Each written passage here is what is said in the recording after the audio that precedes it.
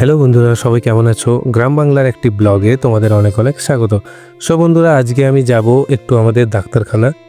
আর কেন যাব, কারণটা আমি তোমাদের পুরো ডিটেলস বলছি।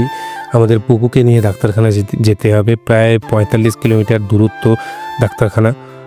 ডাক্তারবাবু খুব বড় সার্জেন, খুব ভালো ডাক্তার, মানে বলা হয় নাকি ওনার কাছে যাওয়া মানে ভগবানের কাছে যাওয়া।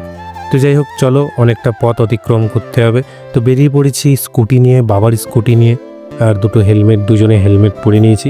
রওনা দেওয়া যাক। কিছুটা পথ যেতে না যেতেই গাড়ির তেলটি হঠাৎ করে শেষ হয়ে যায়, আর যেতে হবে অনেকটা পথ। এবার তারপরে গাড়ি টানতে টানতে পেট্রোল পাম্পে নিয়ে আসা হলো। তো সেইখানে তেল ভরে আবার যাতায়াত শুরু হলো। আর এই যে ডাক্তারবাবুটির কাছে যাচ্ছি, এই ডাক্তারবাবুটির নাম হচ্ছে ইন্দ্রনীল চ্যাটার্জি। ইনি খুব বড় সার্জারি ডাক্তার, আর আমাদের পুকুকে এনার কাছেই দেখাতে হবে।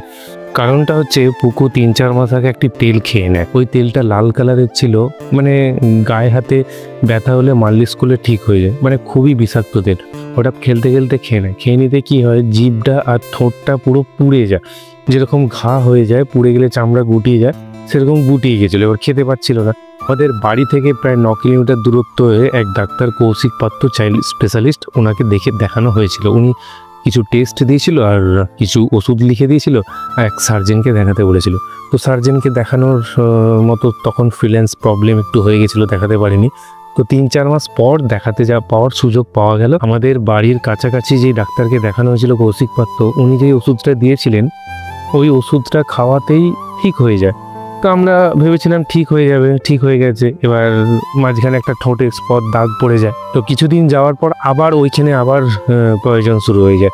একইভাবে খেতে পাচ্ছিল না, একটু চামড়া গুটিয়ে যাচ্ছিল, চামড়া উঠছিল। তো খুব প্রবলেম হয়। আবার ওই ওষুধটা লাগাতে ঠিক হয়ে যায়। ঠিক হয়ে যাওয়ার পর আবার জ্বর হয়। জ্বর হয়ে যাওয়ার পর ওর একটুখানি শরীরটা টাবল যাচ্ছিল খুব। জানি না, হঠাৎ করে রিসেন্টলি ওর ঠোঁটের অবস্থাটা একটু বেশি খারাপ হয়ে গেছে। সেই জন্যে আমরা আরও দেরি না করে ওই সার্জেন ডাক্তারকে দেখাতে নিয়ে গেলাম। সত্যি কথা বলতে, আমি কোনোদিন এতটা ভাবিনি যে স্কুটি নিয়ে আমাকে এতটা পথ আসতে হবে। একদিকে ভালোই করেছি, কারণ আমাদের এখানে বাসের ঝামেলা খুব বেশি, আর আমাদের নাম ছিল প্রায় 20 জনের পর। তো আমরা আমরা আগেই পৌঁছেছি, সর্বপ্রথম আগে, কেন কি কখন কি হবে না হবে 20 জনের পর, সেজন্য আমাদের যেতে হবে অনেকটা পথ। সেজন্য আগে থেকে বেরিয়ে আগেই পৌঁছে যাওয়াটাই আমাদের মনে হয় ভালো। সো বন্ধুরা, শেষমেশ আমরা পৌঁছালাম ডাক্তারবাবুর অ্যাড্রেসে। আর সেখানে গিয়ে দেখলাম, প্রথমেই আমরা এসেছি, আর 2-1 জন আগে থেকেই এসে বসে আছে অলরেডি। আর প্রায় 20 জনের পর আমাদের নাম, ঠিক আছে। তো সেই জন্য আমরা বেশি দেরি না করে একটু বাইরে টিফিন করতে বেরিয়ে বললাম, কেন কি খুব খিদেও পেয়ে গেছিলো হালকা করে। সেই জন্য চা, বিস্কুট আর পুকুর জন্য একটা জলের বোতল আর চিপস একটু কিনে নিলাম। আর এদিকে আমার টেনশন এটাই হচ্ছিল, 20 জনের পর নাম, কতটা দেরি হবে, যেতে যেতে অনেকটা রাত হয়ে যাবে কি না হবে। রিকোয়েস্ট করলাম এটাই যে আমরা অনেক দূর থেকে এসেছি, প্রায় 40-45 কিলোমিটার দূর থেকে এসেছি, যেতে যেতে রাত হয়ে যেতে পারে। তো আমাদেরকে প্লিজ একটু তাড়াতাড়ি ছেড়ে দিলে খুব ভালো হয়। তো ওনারা বললো ঠিক আছে, আমরা দেখছি কি করা যায়। দিয়ে কিছুক্ষণের মধ্যেই ওনারা জানালো যে তোমাদের 8 নম্বরে নাম হয়ে গেছে, তো তোমরা 8 নম্বরে দেখিয়ে নিও। তো আমরা কিছুটা খুশি হলাম। তো সেই ফাঁকে আরেকটু বাইরে আনন্দ করলাম, বাইরে একটু ঘুরলাম, ঠিক আছে। আর বাইরেটা বৃষ্টিও হয়েছে সকাল থেকে, ওয়েদারটাও ম্যাচে একটু। সো বন্ধুরা, ডাক্তার দেখানো কমপ্লিট হয়ে গেছে, আর খুবই দুঃখিত আমি ওখানের ডাক্তারের ভিডিওটা করতে পারলাম না, তার জন্য খুব দুঃখিত। তো এখন আমি যাচ্ছি ওষুধ কিনতে।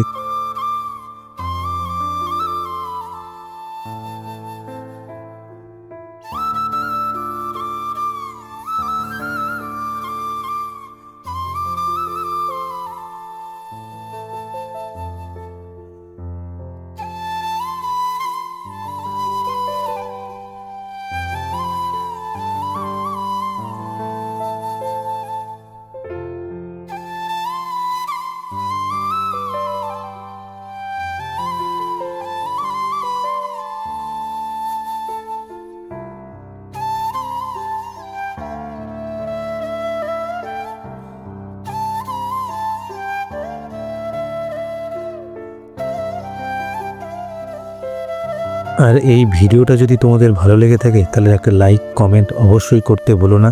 দেখা হচ্ছে একটি নেক্সট ব্লগে।